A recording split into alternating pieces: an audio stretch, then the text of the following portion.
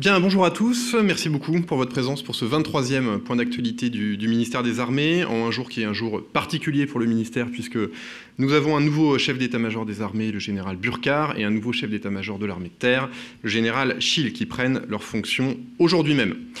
Je profite de cette introduction pour saluer le colonel Yanni, qui nous rejoint à la tête de la communication de l'état-major des armées, et à qui je céderai la parole tout à l'heure. Un point presse traditionnel, quelques points d'actualité pour commencer, ensuite l'agenda de Madame Parly, ensuite nous ferons un focus thématique sur le thème de la protection des Français par les armées pendant la période estivale, puis nous aurons une synthèse des opérations par le colonel Yanni. Vous aurez noté en actualité très chaude, et l'état-major des armées pourra le compléter, que d'une part nous avons livré aujourd'hui 50 tonnes d'oxygène liquide à la Tunisie par le truchement du bâtiment de soutien et d'assistance métropolitain Seine, qui avait appareillé de Toulon et qui est arrivé à Tunis aujourd'hui. Cela fait suite à la livraison par un avion A400M ce week-end d'une première quantité d'oxygène liquide à destination de la Tunisie, qui fait face à une recrudescence de la pandémie. En deuxième point d'actualité très chaud, mais là aussi l'état-major des armées pourra y revenir, la neutralisation de 2 cadres de l'État islamique au Grand Sahara au Mali, dans la région de Ménaka. Sans revenir sur les détails que le colonel Yanni pourra vous présenter, je souhaitais simplement vous rappeler que ce qui s'est passé atteste bien de la stratégie française, c'est-à-dire nous restons au Sahel, nous restons particulièrement impliqués dans la lutte contre les groupes armés terroristes. Et je rappelle que la réorientation de la stratégie qui a été voulue par le président de la République repose sur 2 piliers. D'abord, une coopération structurelle avec les forces armées locales, d'une part, et d'autre part, une lutte contre les groupes armés terroristes, avec un point d'ancrage très fort qui est la task force Takuba, qui consiste en l'accompagnement au combat des forces armées locales par des groupements de forces spéciales européennes. Takuba implique aujourd'hui 10 pays européens. Alors, des points d'actualité un petit peu moins brûlants. D'abord, la participation de la Marine nationale à une expédition scientifique qui s'appelle Gombe-Sa 6. Alors, cette exposition scientifique était là pour essayer de lever un coin du voile sur une découverte en 2011 d'atoll de coraux au large du Cap Corse. Alors, on ne comprend pas trop pourquoi ces coraux sont apparus. On subodore qu'il s'agit d'un plateau ancien qui a été érodé par des courants de manière un peu différenciée, ce qui explique que nous avons des atolls de 20 à 30 mètres de diamètre disséminés au large du Cap Corse. Une mission scientifique, la 4e, a donc été menée pour essayer de mieux comprendre ce phénomène, qui s'appelle Gombe-Sa 6. C'était 4 personnes qui étaient menées par un photographe et un plongeur de l'extrême, M. Balesta, qui ont pris place pendant 3 semaines dans une station pressurisée à 120 mètres de profondeur. Enfin, en tout cas, cette station était pressurisée à la pression qu'on peut retrouver à 120 mètres de profondeur, ce qui permettait à ces 4 plongeurs de faire des plongées plus longues et plus fréquentes et de s'affranchir ainsi des paliers de décompression. Alors, pourquoi ça nous concerne ? Ça nous concerne parce que la Marine nationale a participé par le biais du CEFISMER. Le CEFISMER, c'est la cellule plongée humaine et intervention sous la mer. Nous avons aussi mobilisé un bâtiment de soutien et d'assistance, un bâtiment affrété qui s'appelle le Pionnier. Et ce bâtiment, le Pionnier, et son équipage avaient une fonction de positionnement de la tourelle, c'est-à-dire une sorte d'ascenseur aquatique qui permettait de baisser la capsule et de la remonter pour permettre aux plongeurs de faire la navette entre la surface et les fonds marins. Nous avons aussi assisté les plongées avec Ulysse, qui est un robot sous-marin du CEFISMER. Deuxième point d'actualité, j'attire votre attention sur l'étude par l'INSEE de l'influence très positive de la base aérienne d'Orange sur l'économie du Vaucluse. C'est quelque chose qu'on dit souvent, qu'il y a un effet d'entraînement sur nos territoires et sur l'économie locale de l'activité des forces armées et de leurs implantations dans les territoires. Cette étude de l'INSEE, qui est accessible en source ouverte, vient le corroborer. C'est une enquête qui avait été commandée par la délégation à l'accompagnement régional du secrétariat général pour l'administration. Donc je vous renvoie à cette étude qui dit en substance, nous avons 2500, un peu plus de 2500 personnels sur cette base aérienne 115, et l'effet d'entraînement se manifeste par 3120 emplois qui dépendent directement de cette base aérienne, à la fois des emplois indirects qui ont trait au fait que une base aérienne a besoin de fluide pour fonctionner, a besoin de s'alimenter, et donc ce sont des emplois indirects, et d'autre part ce qu'on appelle des emplois induits. Les militaires, leurs familles ont besoin de consommer, ont une vie à côté de leur vie strictement sur la base, et cela aussi crée des emplois. Et donc c'est ce chiffre de 3120 emplois qui a été mis en exergue par l'INSEE. Donc voilà, un moyen très tangible de corroborer ce que nous affirmons souvent, c'est-à-dire l'effet positif du ministère des Armées et de ses implantations sur l'économie nationale. J'attaque maintenant un certain nombre de points d'actualité qui concernent des commandes et des livraisons d'équipements. La loi de programmation militaire répare et prépare, et c'est ce que nous faisons tous les jours et toutes les semaines, et donc je vais vous donner quelques exemples très tangibles de ces nouveaux matériels qui soit sont commandés, soit arrivent dans nos forces. Alors tout d'abord, dans le domaine de l'aviation de combat et du Rafale, la commande à la société Thales de 350 viseurs de casque Scorpion et de 400 visualisations tête latérale numériques. Alors, le viseur de casque Scorpion équipe les équipages des Rafales, qu'ils soient de l'armée de l'air et de l'espace ou de la marine nationale, et ils permettent d'avoir une compréhension plus rapide, plus agile de la situation tactique, et donc d'être plus réactif, notamment pour mener des missions de frappe, par exemple. Deuxième commande associée, 400 visualisations tête latérale. Si vous avez déjà eu la chance d'aller dans un cockpit de Rafale, ce sont les écrans qu'on voit sur le côté du cockpit, sur lequel vous trouvez des informations tactiques, des informations sur les capteurs du Rafale qui remontent sur ces écrans. Ces 400 écrans que nous commandons offrent une surface d'affichage étendue, un écran tactile amélioré et des capacités de calcul augmentées. Alors pourquoi 400 ? Parce qu'il y en a plusieurs par Rafale, hein. Nous n'avons pas 400 Rafales, mais il y a plusieurs visualisations tête latérale par avion. Toujours concernant les commandes et les livraisons de matériel, nous avons réceptionné ce qu'on appelle des embarcations de drones opérationnels. Dans la marine, on appelle ça des EDO. Ce sont des embarcations qui servent à faire de la surveillance de plans d'eau, de l'action de l'État en mer, du sauvetage en mer. C'est la société Zodiac 1000 Pro International qui s'était vue notifier en 2020 13 embarcations de ce type. Et l'actualité, c'est que le 8 juillet de cette année, la DGA a réceptionné 2 embarcations, les numéros 4 et les numéros 5. Ces embarcations équiperont le porte-hélicoptère amphibie Mistral. Début juin, 3 premières embarcations avaient déjà été réceptionnées et les 8 autres embarcations seront livrées d'ici avril 2022 pour équiper soit des porte-hélicoptères amphibies, soit des frégates de type Lafayette, soit, et c'est des soit cumulatifs en fait, hein, soit le bâtiment d'essai et de mesure Monge. Vous vous souvenez aussi que la loi de programmation militaire vise à équiper le combattant dans une volonté de doter nos soldats de matériel à hauteur d'homme. Et donc dans ce contexte, nous avons commandé un certain nombre de fusils HK416 qui viennent remplacer les anciens fusils FAMAS. Au total, je vous rappelle que nous aurons 117 000 exemplaires du fusil HK416 d'ici 2028. 93 000 seront livrés d'ici 2025. Et le fait d'actualité, c'est que nous venons de réceptionner et donc de livrer aux forces armées 2000 nouveaux fusils HK416. Donc en 2021, ce seront 12 000 nouveaux fusils qui arriveront entre les mains de nos militaires des 3 armées. Dernier point d'actualité, toujours dans le domaine des matériels, la commande de 7 remorqueurs pousseurs de 10 tonnes pour la Marine nationale. Alors c'est une commande qui a été passée à un chantier naval qui s'appelle le chantier naval Méré à Nort-sur-Erdre, en Loire-Atlantique, qui travaille en collaboration avec les chaudronneries industrielles de Bretagne à Brest et les constructions mécaniques de Normandie à Cherbourg. À quoi servent ces remorqueurs pousseurs de 10 tonnes ? Eh bien, à permettre des manœuvres portuaires, par exemple pour des sous-marins nucléaires d'attaque ou pour des frégates européennes multimissions FREMM. Ce sont donc des bâtiments portuaires qui vont remplacer nos anciens moyens portuaires. Nous avions à peu près 35 bâtiments de ce même type, mais ces anciens bâtiments étaient moins ergonomiques, moins puissants, moins performants que cette nouvelle génération. Cette nouvelle génération qui verra 29 unités arriver au sein de la Marine nationale. Et nous en avons d'ores et déjà commandé 22. Voilà, depuis le début de l'année, je rappelle que nous avons réceptionné par le biais de la DGA les remorqueurs pousseurs numéros 9, 10 et 11 de cette série. Et nous en avons 4 autres qui arriveront d'ici 2021. À moins que vous ayez des questions sur ces points d'actualité, je passe à l'agenda de la ministre des Armées. Alors celui de cette semaine, vous le connaissez, on l'a déjà diffusé, je n'y reviens pas. Celui de la semaine prochaine, quelques éléments. Lundi 25 juillet, la ministre présidera un comité ministériel d'investissement qui traitera notamment de la maintenance du moteur du Rafale, le moteur M88.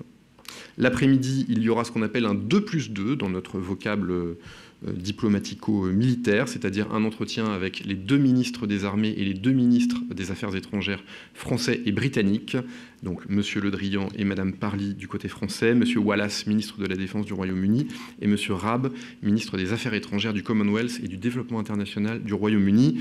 Ces entretiens se passeront au Quai d'Orsay à Paris. Le lendemain, le mardi 26, la ministre s'entretiendra avec le nouveau chef d'état-major des armées, le général Burkhart. Et le lendemain, elle aura une séquence, je dirais, classique, un conseil restreint de défense à 9h, un conseil des ministres à 10h30. Bonjour, Christophe Villon pour le magazine Airfan. Je voulais revenir rapidement, monsieur, sur le crash du Mirage 2000 il y a quelques temps. De mémoire, donc, le pilote a été récupéré sans problème, son navigateur a été blessé. Je voulais juste vérifier auprès de vous donc, si la blessure donc, du navigateur donc, est due peut-être à son éjection ou lorsqu'il est revenu à terre.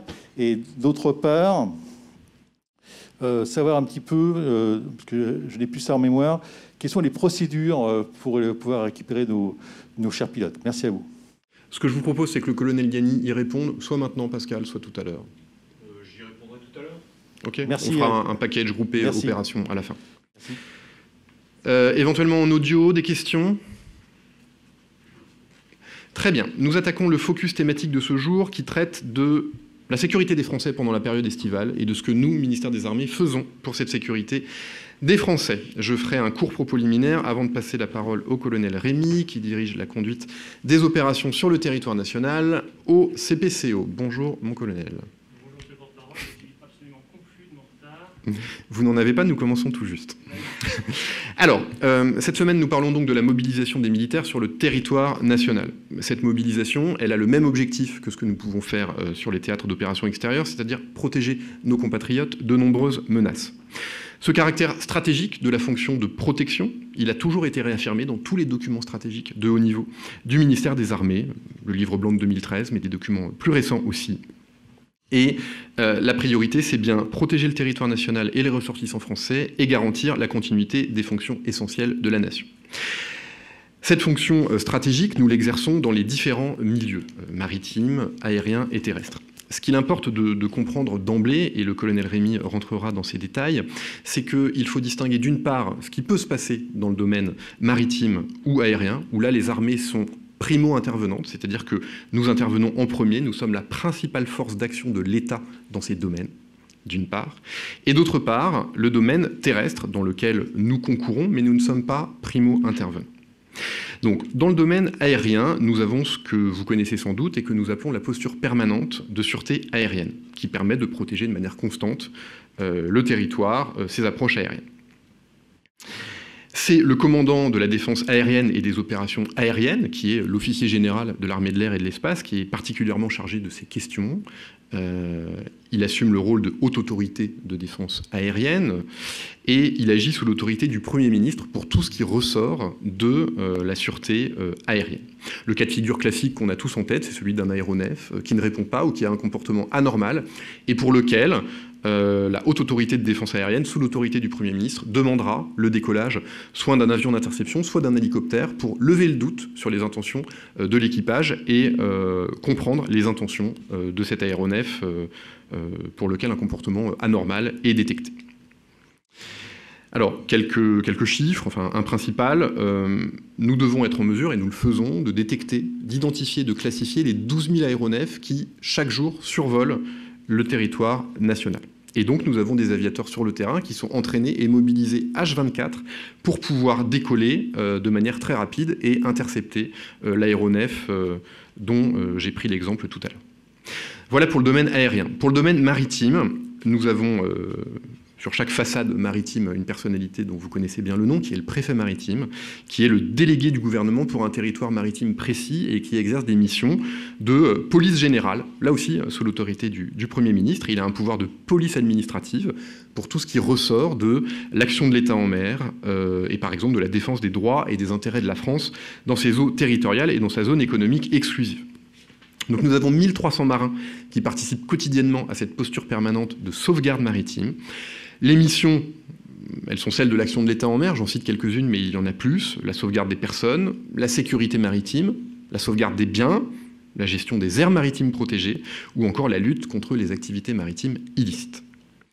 Voilà, donc ça c'était pour les deux milieux dans lesquels nous avons un rôle de primo-intervenant et nous sommes le bras armé, sans jeu de mots, de l'État qui intervient en premier. Ensuite, il y a le domaine terrestre. Alors, nous avons aussi une posture permanente, posture de protection terrestre depuis 2016, notamment à la suite des attentats de 2015. Il y a une chaîne de commandement que le colonel pourra vous décrire 1000 fois mieux que moi, au niveau à la fois stratégique, état-major des armées donc, au niveau opératif, ce qu'on appelle les zones de défense, et au niveau tactique, avec les états-majors tactiques. Et donc ce dialogue entre les autorités civiles, dont vous avez compris qu'elles avaient la prééminence pour organiser une intervention dans le domaine terrestre, et le monde militaire se fait par le biais d'un dialogue qui est tout à fait cadré et organisé, qui repose sur un principe dont je vous donne l'acronyme que nous connaissons tous au ministère des Armées, mais que vous peut-être, mesdames et messieurs les journalistes, vous ne connaissez pas, qui est le principe des 4 I. C'est-à-dire que oui, nous pouvons intervenir à la demande d'autorités civiles, à la condition que les moyens dont dispose l'autorité civile soient soit inexistants, premier I, soit insuffisants, deuxième I, soit inadaptés, troisième I, soit indisponibles. Et donc, si l'un ou l'autre ou plusieurs de ces critères sont remplis, nous pouvons venir renforcer le dispositif de sécurité qui est mis en œuvre par le ministère de l'Intérieur, généralement en la personne du préfet. Donc nous nous parlons, bien évidemment, très régulièrement. Il y a au niveau national une cellule de coordination interministérielle entre l'intérieur et la défense, ce qu'on appelle le C2ID, la C2ID, la cellule de coordination interministérielle intérieur-défense, qui se réunit tous les mois. Il y a un niveau zonal, et donc un dialogue entre les préfets et les OGZDS, les officiers généraux de zone de défense et de sécurité, qui permet d'évaluer les besoins, de les prioriser. Et puis au niveau local, nous avons un délégué militaire départemental, qui est l'interlocuteur naturel du préfet de département. Voilà, en substance, la façon dont nous sommes organisés de manière macroscopique. Je vais maintenant, mon colonel, vous céder la parole. Donc je rappelle que le colonel Rémy dirige la conduite des opérations sur le territoire national au CPCO. C'était donc la personne idoine pour vous parler de ces questions à la veille de la saison estivale. Et mon colonel, je vous cède la parole. Monsieur le porte-parole, merci, mesdames, messieurs. Le CPCO m'a retenu, puisqu'en conduite, tous les jours, ça ne se ressemble pas. Et on avait, comme on le dit dans notre jargon, quelque chose sur le feu. Je suis désolé, mais justement dans la suite de ce que monsieur le porte-parole a décrit sur l'organisation militaire sur le territoire national, je voudrais aborder 2 points. Alors évidemment, comme il l'a suggéré, je peux revenir éventuellement sur ce qu'on appelle la chaîne OTIAD, l'organisation territoriale interarmée de défense, mais ça a été parfaitement présenté déjà, donc on peut revenir dessus. J'aurais m'appesantir sur 2 points dans la présentation. 1, dresser un panorama de l'opération Sentinelle, qui a été renforcée pour la période estivale, et également préciser le dispositif particulier Héphaïstos d'appui du ministère de l'Intérieur dans la lutte contre les feux de forêt. Et 2e sujet, rappeler que les Outre-mer également font l'objet de la contribution des armées. Voilà, donc des opérations permanentes renforcées durant la période estivale, Sentinelle et Héphaïstos. Sentinelle, donc en janvier 2015, vous le savez, une série d'attentats survenus à Paris, incite le Premier ministre à relever le plan Vigipirate au niveau alerte attentat pour la région Île-de-France. Compte tenu de la menace, cette décision s'est accompagnée par le déploiement en quelques jours de plus de 10 000 soldats sur le territoire national, principalement engagés dans des mesures de protection statique de sites sensibles et symboliques. Depuis l'automne 2017, l'opération Sentinelle est entrée dans une logique de dynamisation de ses modes d'action et d'une organisation de la réponse opérationnelle dans la profondeur, de manière à pouvoir offrir plus de flexibilité et de rapidité à des épisodes de forte menace, comme cela d'ailleurs a été le cas récemment, d'octobre 2020 à février dernier, après le double attentat de Conflans-Sainte-Honorine et de la basilique de Nice. Ainsi, par exemple, fin octobre, ce sont plus de 4000 hommes qui ont été déployés en 5 jours, dont 1000 en moins de 24 heures. Cette réactivité est permise grâce à l'organisation de l'opération en 3 niveaux de réponse. Un premier niveau qu'on appelle le dispositif opérationnel permanent, dont l'objectif est d'assurer les missions permanentes de sécurisation dans les lieux les plus sensibles et vulnérables. Cet échelon est dimensionné en fonction des besoins exprimés par l'autorité préfectorale. On a un 2e niveau qui est l'échelon dit de renforcement planifié, qui est un élément de manœuvre, qui permet de porter un effort là où le besoin se fait le plus sentir, soit de manière inopinée face à une menace imminente ou en réaction à un attentat, soit de manière planifiée pour contribuer à la sécurisation d'événements, par exemple, ponctuels ou saisonniers. Et enfin, vous avez ce 3e niveau qui est la réserve stratégique, qui peut être engagée sur décision du président de la République pour faire face à un événement d'ampleur exceptionnelle. Donc cette organisation permet de concentrer les efforts au bon moment, partout où cela est nécessaire, tant au niveau zonal que national, en anticipant mieux les besoins de sécurisation et en fournissant un effort mieux ciblé dans une logique de juste besoin. Les militaires qui participent à ce dispositif accomplissent des missions de sécurisation en complément et en appui des forces de sécurité intérieure dans les sites les plus sensibles aux prioritaires, les gares, les aérogares, les sites culturels ou touristiques, les écoles, les établissements institutionnels, les lieux de forte influence. Pour la période estivale dans laquelle nous nous trouvons, le dialogue civilo-militaire a conduit à adopter une posture renforcée de l'opération Sentinelle, reposant sur l'échelon de renforcement planifié que je vous ai décrit tout à l'heure, ce deuxième niveau, dans le cadre défini par les objectifs Vigipirate propres à cette période sensible, définis par le Premier ministre. Ce dispositif s'étend jusqu'à la fin du mois de septembre, englobant donc la rentrée scolaire, qui est un événement toujours sensible à sécuriser. Les efforts se concentrent notamment autour des grands événements culturels durant l'été, dont les Français peuvent à nouveau profiter partout en France, avec l'amélioration de la situation sanitaire. Voilà pour Sentinelle. Sur Héphaïstos, donc, c'est une opération qui traduit un engagement annuel des armées aux côtés des autres services de l'État dans une mission de protection de la population et du patrimoine écologique. Dans ce cadre, un protocole d'accord existe entre le ministère des Armées et le ministère de l'Intérieur et prévoit la mise à disposition des autorités civiles de moyens militaires dédiés pour faire face à l'aggravation du risque feu de forêt en zone méditerranéenne en période estivale. Ces moyens sont placés sous la responsabilité de l'officier général de la zone de défense de sécurité sud. L'armée de terre et l'armée de l'air et de l'espace participent à cette opération intérieure au travers d'actions de prévention et de lutte contre les feux de forêt en appui de la Direction générale de la sécurité civile et de la gestion de crise. En 2021, le dispositif de l'opération Héphaïstos est composé d'une 50aine de militaires, 3 hélicoptères, une 20aine de véhicules. Et ces moyens sont mis à disposition du préfet chargé de la protection de la forêt méditerranéenne contre les incendies du 25 juin au 16 septembre. Donc le préfet de zone sud. Dans le détail, comme c'est écrit sur la diapositive, vous avez des modules adaptés de surveillance qui sont composés de 8 militaires qui sont déployés en Corse pour protéger les zones à risque par des patrouilles permanentes, de jour comme de nuit, informer le public sur les risques d'incendie, surveiller les foyers maîtrisés afin d'éviter toute reprise du feu ou acte de malveillance.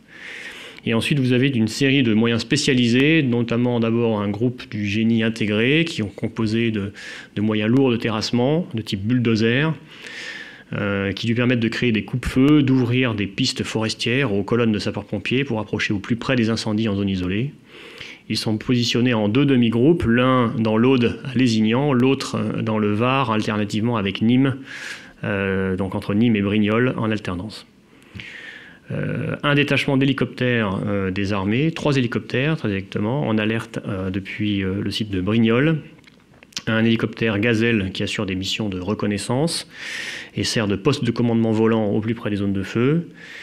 Et 2 hélicoptères de manœuvre, Cougar ou Puma, qui permettent de transporter les pompiers et leur matériel dans des zones difficiles d'accès et d'assurer, si besoin, les évacuations sanitaires. Et enfin, un détachement de l'armée de l'air et de l'espace, de coordination dans la 3e dimension, composé de binômes qui sont insérés au sein du centre opérationnel de zone sud à Marseille. En complément des moyens de l'opération Héphaïstos, les autorités préfectorales peuvent, en cas de situation particulièrement critique, demander le concours d'autres moyens des armées. Ces moyens sont engagés de façon ponctuelle, en dehors du cadre de la mission Héphaïstos, mais pour réaliser la même mission, c'est-à-dire participer à la lutte contre les incendies aux côtés des sapeurs-pompiers et de la sécurité civile. Ce sont des moyens qui, par exemple, sont listés ici, des moyens du service commissariat des armées, des pompiers militaires, des moyens maritimes éventuellement si nécessaire. Depuis le début de la campagne estivale cette année, les moyens des armées sont intervenus une première fois à partir du dispositif de Lézignan dans l'Aude, sur le feu du massif de la Clappe près de Narbonne.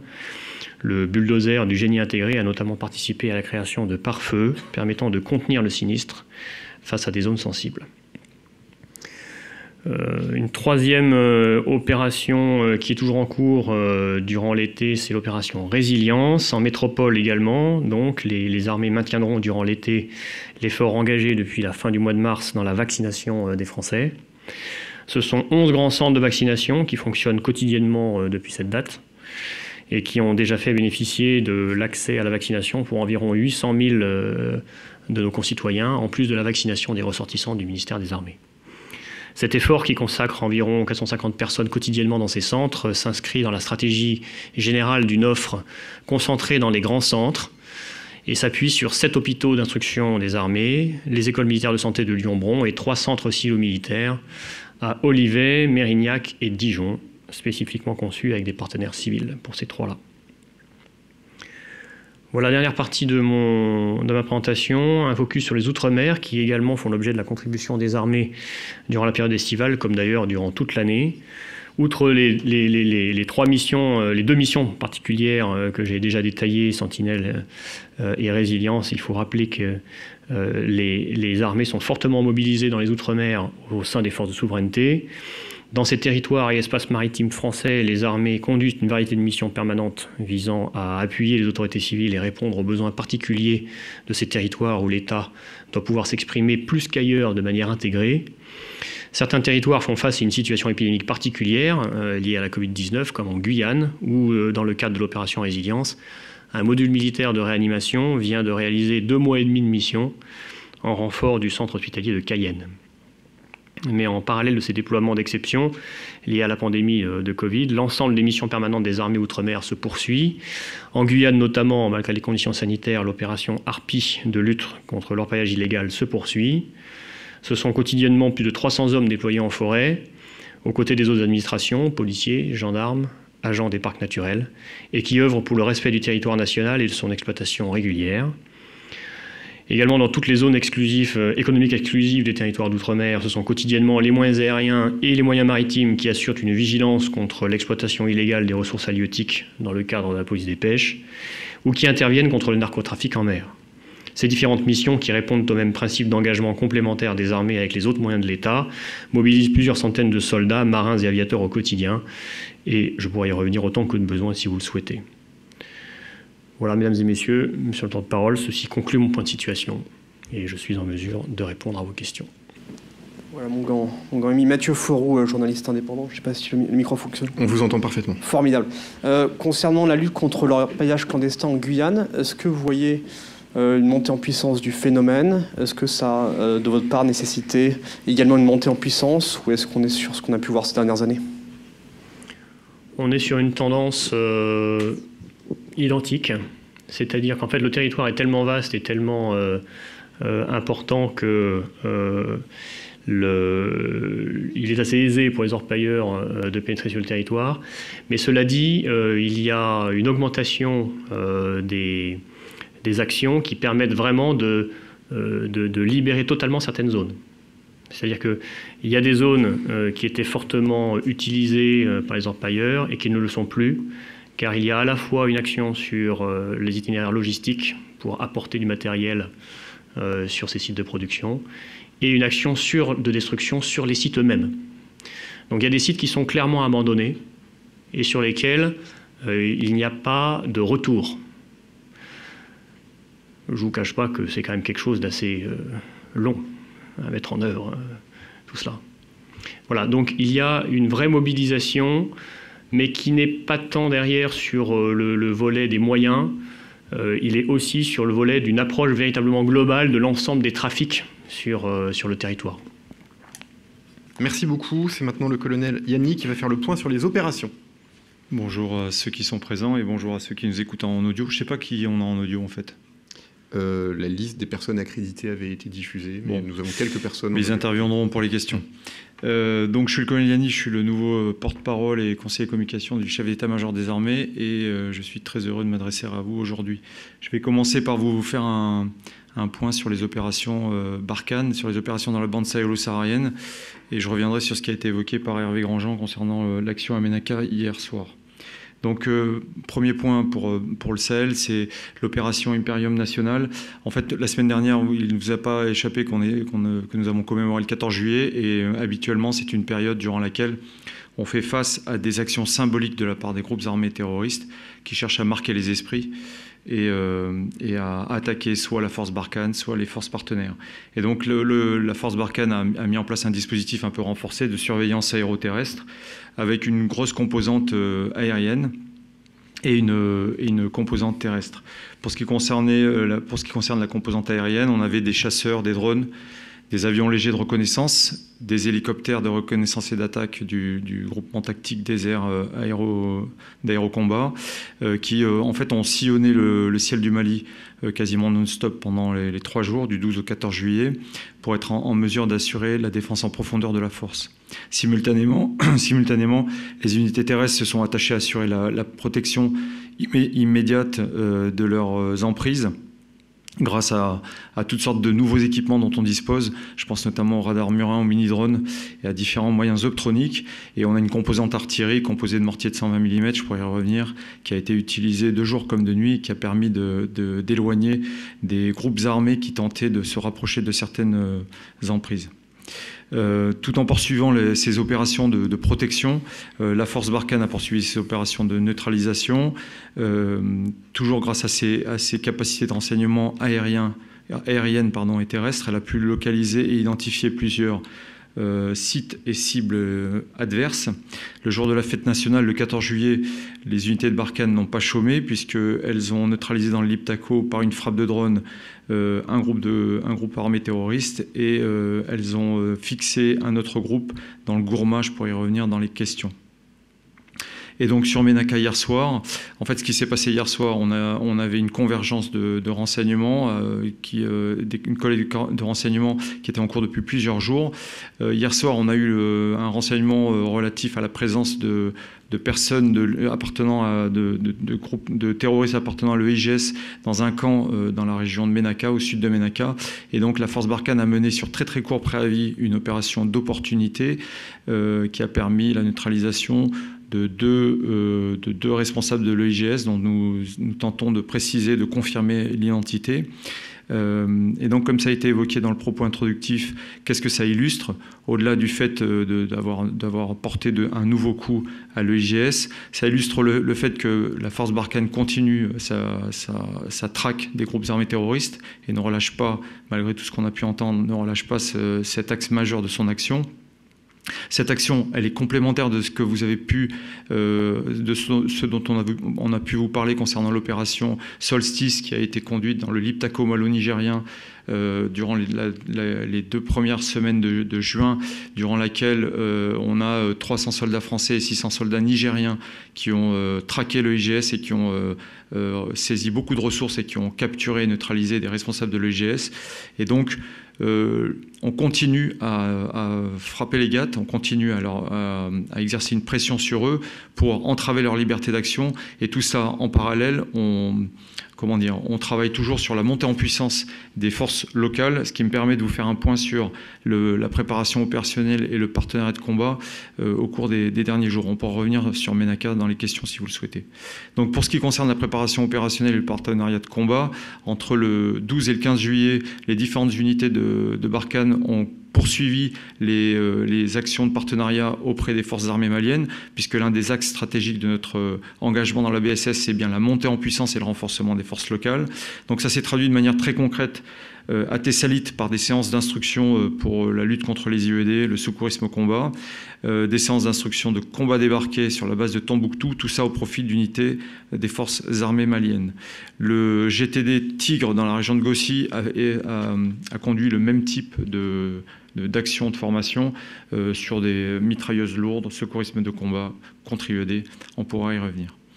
Le dernier point pour ce qui concerne la BSS, c'est le crash du Mirage 2000D. Je vais essayer de répondre aux questions que vous avez posées. Donc, comme ça a été évoqué, le 20 juillet, on avait en fait une patrouille de Mirage qui était en vol au-dessus du Niger et du Mali, puisque les Mirages ont des rayons d'action qui sont assez larges et qui assuraient différentes missions de renseignement et d'appui. Le Mirage en question assurait une mission d'appui au profit d'un groupement tactique désert qui était engagé dans une opération de reconnaissance de la route nationale 16 entre Gao et Mopti. C'est la route sur laquelle on a conduit l'opération majeure Equinox il y a quelques semaines, qui est une route extrêmement importante au niveau économique, c'est par là que transite tout le flux commercial entre Mopti et Gao. Et donc, durant cette opération de reconnaissance qui était menée par un GTD français et par des unités maliennes, le Mirage a rencontré une avarie qui a justifié l'éjection de son équipage, c'est-à-dire un navigateur et un pilote. On a effectivement le pilote a été légèrement blessé à la cheville. et ses jours ne sont pas du tout en danger. Il va bientôt rentrer en France, si ce n'est fait aujourd'hui, et le navigateur va très bien. Il va reprendre ses missions à partir de la base de Niamey, puisque c'est là où nous avons où sont stationnés nos Mirages. Ce que je tiens à souligner, c'est à la fois le courage de l'équipage, puisque une éjection, je suis pas aviateur, mais une éjection, ça doit être quand même quelque chose d'assez particulier, et l'efficacité de Barkhane, puisqu'en moins de 2 heures, ils ont été récupérés. On a un groupe commando qui est parti de Gao avec 2 caïmans, 2 tigres, et qui, donc en moins de 2 heures, a ramené l'équipage sain et sauf à Gao. Donc ça mérite d'être souligné. Et quand on voit ça, plus ce qui s'est passé hier à Ménaka, on peut se dire que la force Barkhane travaille plutôt bien. Voilà pour la partie BSS. Je vais rester en Afrique et je vais vous faire un point rapide de l'opération Corimbe, qui est une opération dont on ne parle pas forcément beaucoup, mais qui est extrêmement importante.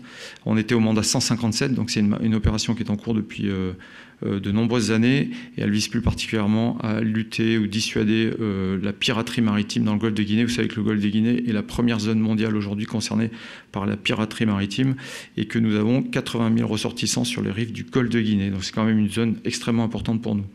Donc le patrouilleur de haute mer, commandant Bouan, a conclu 2 mois de déploiement dans le cadre de Corimbe, avec un bilan bien sûr très riche. Sa zone de déploiement, ça a été de Dakar au Sénégal à Luanda en Angola. Il a mené des patrouilles de surveillance de pêche, de lutte contre la pollution, des missions de surveillance et de dissuasion en zone piraterie, plus particulièrement au large du Bénin, du Nigeria et du Togo, et a surtout mené des actions de coopération, parce que l'un des objectifs, c'est bien sûr de faire monter en gamme à la fois les pays de la région, mais également de mieux travailler avec les pays européens, puisque par exemple, le commandant Bouan a participé à l'exercice Euromarsec avec une frème italienne et un patrouilleur espagnol. C'est un exercice qui visait à renforcer l'interopérabilité entre les marines européennes dans le golfe de Guinée. Vous savez qu'il y a un projet européen de présence maritime coordonnée qui justement est expérimenté dans le golfe de Guinée, parce que les pays européens se rendent compte qu'une partie de leur sécurité se joue également dans cette zone. Le Bouan a également participé à l'exercice African Nemo, qui lui s'adresse plus aux marines riveraines. Il a travaillé avec les marines du Gabon, du Congo, de la République démocratique du Congo. Et le but est également de renforcer l'interopérabilité et d'améliorer les savoir-faire des différentes marines de la sous-région en matière de lutte contre l'insécurité maritime. Voilà pour la mission Corimbe. Je pourrais y revenir si vous le souhaitez. Je bascule, je change de continent et je vais au Proche et Moyen-Orient pour Chamal, pour vous dire que la France reste pleinement engagée dans la lutte contre Daesh. Vous lisez comme moi en source ouverte que Daesh est toujours aussi actif sur le mode terroriste, ce n'est plus une menace territoriale. Plusieurs dizaines de tués la semaine dernière à Bagdad lors d'un attentat sur le marché. Et donc on reste engagé auprès des forces armées irakiennes avec une dizaine de conseillers auprès du JOC, du centre opérationnel des armées irakiennes, avec une équipe de conseillers qui s'appelle Advisory Team. On a toujours la BAP-H5 bien sûr qui participe à différentes missions de surveillance, de renseignement, voire de frappe, la France restant le 2e contributeur de la coalition OIR dans cette opération. Je reste au Proche et Moyen-Orient pour vous faire un point sur Agénor. Ce qui a marqué la semaine dernière, c'est la passation de commandement entre le Danemark, quittant le commandement, et la France. Agénor, je vous rappelle, c'est une mission de surveillance maritime dans le golfe Persique, le golfe arabo-persique, de part et d'autre, et le golfe d'Oman, de part et d'autre du détroit d'Ormuz, qui est une zone extrêmement stratégique. On a actuellement une frégate multimission qui est engagée, la Languedoc, un avion de patrouille maritime, un ATL-2, et qui remplissent des missions quotidiennes de renseignement au profit des pays de la zone et au profit de l'opération Agénor. Je passe en Tunisie maintenant, dans le bassin méditerranéen, pour vous parler de ce qui a été évoqué par le porte-parole sur le soutien qui a été apporté par par la France à la Tunisie. Je ne vais pas reprendre ce qui a été dit concernant la Seine, simplement pour vous rappeler que samedi, on a engagé en urgence, pour répondre à la demande d'urgence des autorités tunisiennes, on a engagé un A400M qui est parti avec un premier container d'oxygène liquide fourni par l'armée de l'air et de l'espace, et que le déploiement de la Seine s'inscrit bien dans une logique de soutien affirmé et renforcé au profit de la Tunisie, et qu'on s'y en mesure bien sûr de renouveler cette action si elle nous est demandée. Si je reste dans le bassin méditerranéen, je vous dis un mot rapidement de la mission du bâtiment base des plongeurs démineurs Pluton, qui a participé à un exercice multinational, le Noble Melinda 21 en Israël, et qui a également participé à des opérations de plongée de déminage au Liban, en Albanie et au Monténégro. Noble Melinda avec Israël du 7 au 17 juin était un exercice centré sur la guerre des mines et l'intervention contre les IED en environnement maritime. 3 pays participaient directement, la France, Israël et les États-Unis.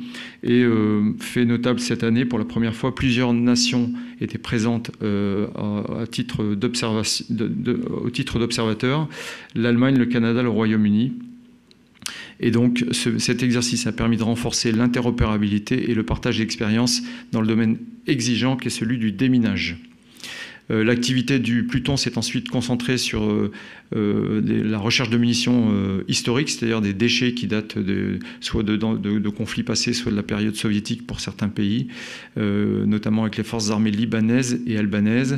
En une trentaine de plongées, le Pluton a ramené 360 munitions, soit 1,5 tonnes de munitions, ce qui permet de sécuriser des zones maritimes assez larges et de les soustraire aux dangers qu'elles représentent pour les usagers de la mer, que ce soit à titre sur le plan économique ou sur le plan des activités privées.